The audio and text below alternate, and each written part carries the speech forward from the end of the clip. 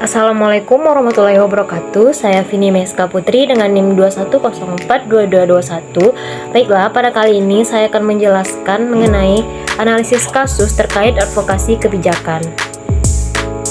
Nah, untuk kasus yang pertama yaitu mengenai dinamika advokasi kebijakan pencegahan stunting di Kota Padang.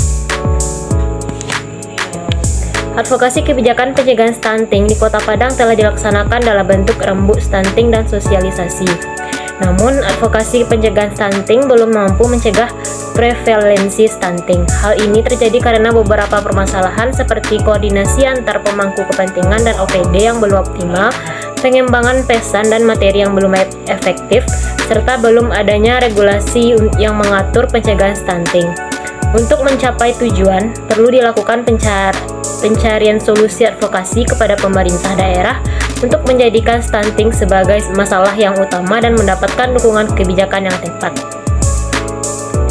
Selanjutnya, faktor pendukung pelaksanaan advokasi pencegahan stunting di Kota Padang. Yang pertama yaitu kesadaran dan kemauan dari instansi terkait. Masing-masing dinas dan instansi terkait memiliki program dan kebijakan yang berjalan dengan baik jika mereka memiliki kesadaran dan kemauan untuk melaksanakan program tersebut. Di Kota Padang, kesadaran dan kemauan dari masing-masing instansi terkait telah terlihat dalam kegiatan sosialisasi dan rembuk stunting yang dilakukan oleh Bapeda Kota Padang. Yang kedua, tersedianya kader-kader kesehatan. Dinas Kesehatan Kota Padang memiliki kader-kader kesehatan yang menjadi faktor pendukung dalam pelaksanaan advokasi kebijakan pencegahan stunting. Kader-kader kesehatan ini melakukan kegiatan sosialisasi dalam pelayanan kesehatan gizi masyarakat melalui posyandu, memberikan imunisasi, pemberian vitamin A, dan mendata tumbuh kembang anak. Selain itu, kegiatan sosialisasi ini memudahkan Dinas Kesehatan Kota Padang dalam memantau dan mengawasi kesehatan masyarakat, khususnya balita, di lapangan melalui kegiatan posyandu oleh pihak puskesmas. Selanjutnya, faktor penghambat pelaksanaan advokasi pencegahan stunting di Kota Padang. Yang pertama yaitu masih banyak OPD-OPD yang belum menjadikan program pencegahan stunting sebagai program prioritas. Hal ini disebabkan oleh adanya program lain yang harus dilaksanakan, sehingga sulit untuk mengumpulkan dan melaksanakan koordinasi antar dinas dan OPD-OPD lain yang terkait dalam pencegahan stunting. Yang kedua, tidak adanya ketersediaan data yang memadai tentang pencegahan stunting. Faktor penghambat lainnya adalah kurangnya ketersediaan data yang diperoleh dari masing-masing OPD, yang disebabkan oleh pergantian jabatan dan tidak adanya program khusus tentang pencegahan stunting.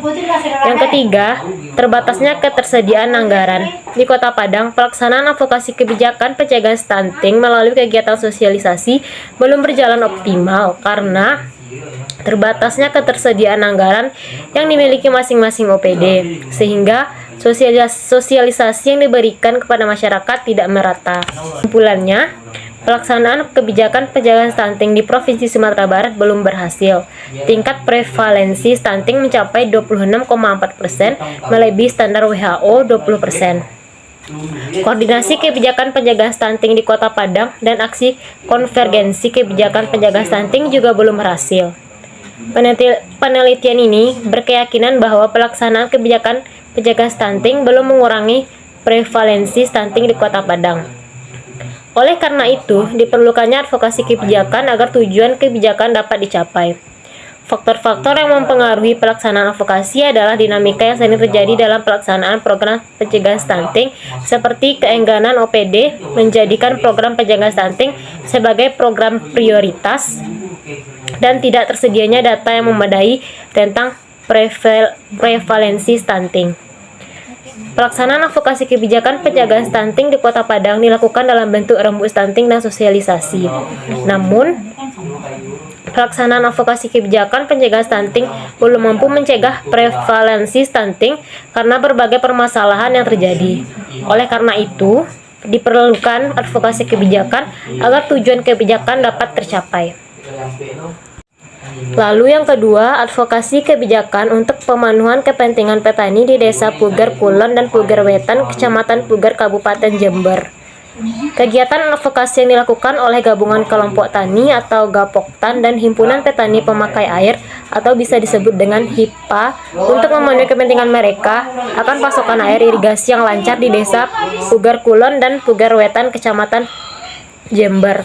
Itu merupakan wujud kesadaran atas kondisi yang mereka alami, karena lahan persawahan milik petani tidak dapat merasakan manfaat air irigasi secara keseluruhan. Seperti sebelumnya akibat dari adanya sedimentasi atau proses pengendapan material hasil erosi pada saluran irigasi baru. Saluran irigasi tersebut dianggap mengalami pendangkalan akibat endapan lumpur ketika musim penghujan. Adapun analisis kasusnya, hasil advokasi kebijakan untuk pemenuhan kepentingan petani di desa Pugar Kulon dan Pugar Wetan. Yang pertama, sasaran hasil merupakan sebuah keadaan yang diinginkan oleh seluruh pihak agar tercapai setelah dilakukannya suatu kegiatan advokasi.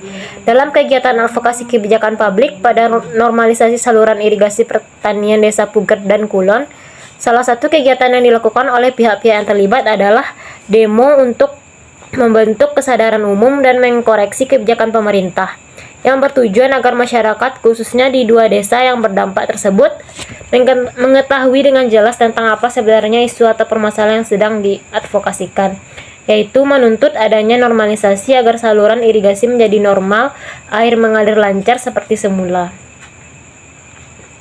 Lalu selanjutnya yaitu indikator yang merupakan beberapa petunjuk yang dapat menunjukkan apakah hasil dari sebuah kegiatan advokasi sudah sesuai dengan yang diinginkan atau belum.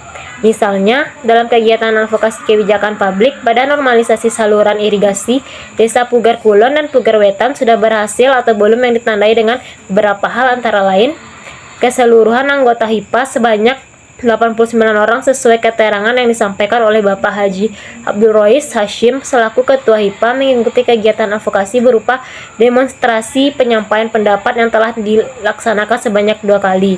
Pertama di depan kantor DPRD Kabupaten Jember dan yang kedua di depan Pendopo Bupati Jember. Selanjutnya pengujian atau verifikasi yang merupakan cara untuk mendapatkan bukti-bukti yang menunjukkan bahwa indikator-indikator di atas memang ada dan dilaksanakan. Bukti-bukti tersebut dapat berupa dokumentasi dan keterangan dari beberapa informan dalam penelitian yang tentu saja juga terlibat dalam kegiatan advokasi kebijakan publik pada normalisasi saluran irigasi pertanian desa Pugar Kulon dan Pugar Wetan ini. Selanjutnya asumsi yang merupakan suatu kegiatan tertentu yang menjadi syarat untuk dilakukannya sebuah kegiatan advokasi kebijakan publik.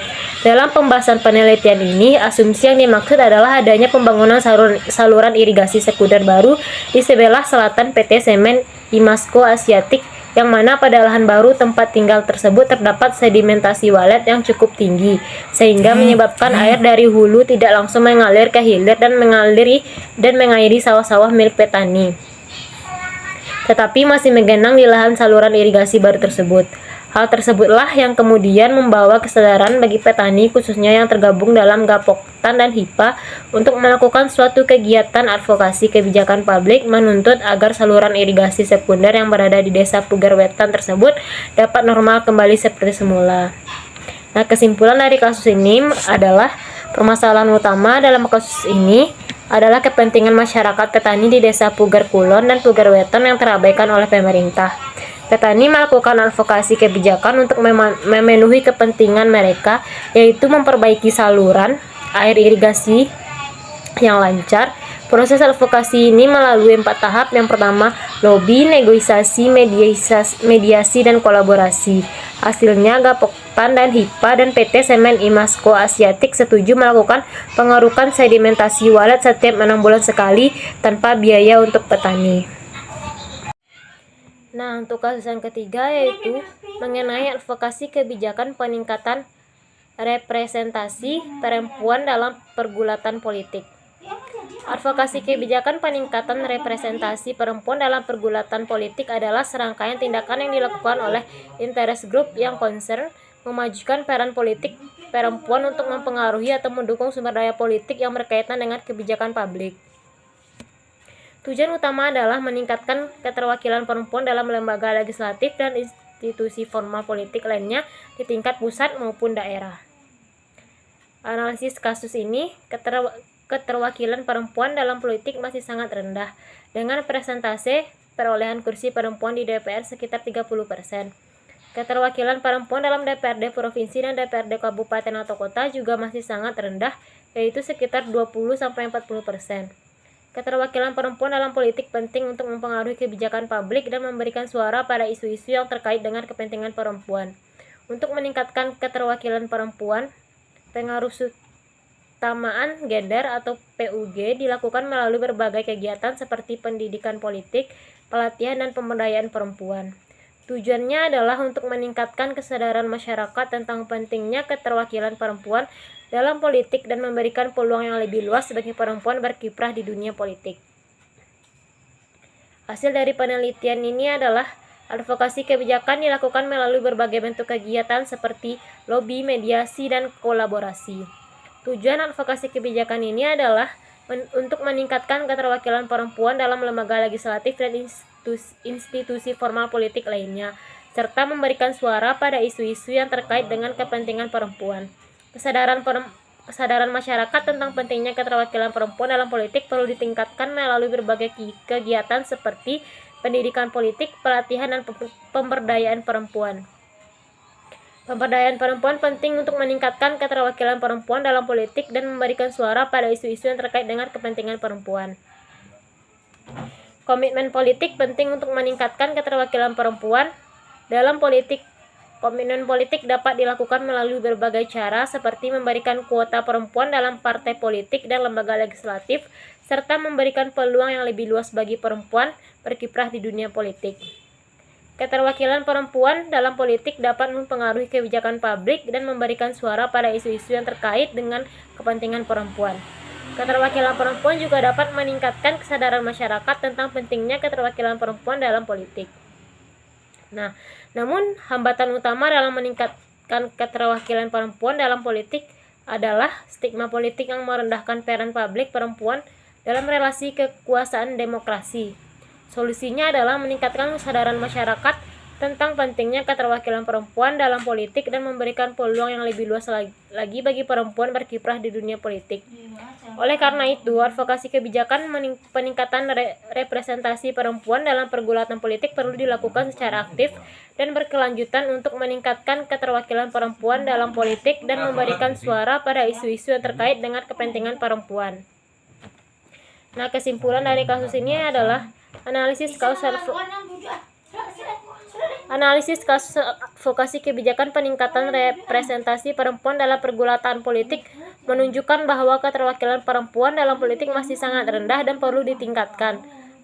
Penguatan pemberdayaan perempuan dan pengaruh utamaan gender penting untuk meningkatkan keterwakilan perempuan dalam politik. Komitmen politik dan kesadaran masyarakat tentang pentingnya keterwakilan perempuan dalam politik juga perlu ditingkatkan. Baiklah, sekian penjelasan tentang analisis kasus mengenai advokasi kebijakan. Kalau ada kata-kata yang salah mohon dimaafkan. Wabillahi taufiq wal hidayah. Wassalamualaikum warahmatullahi wabarakatuh.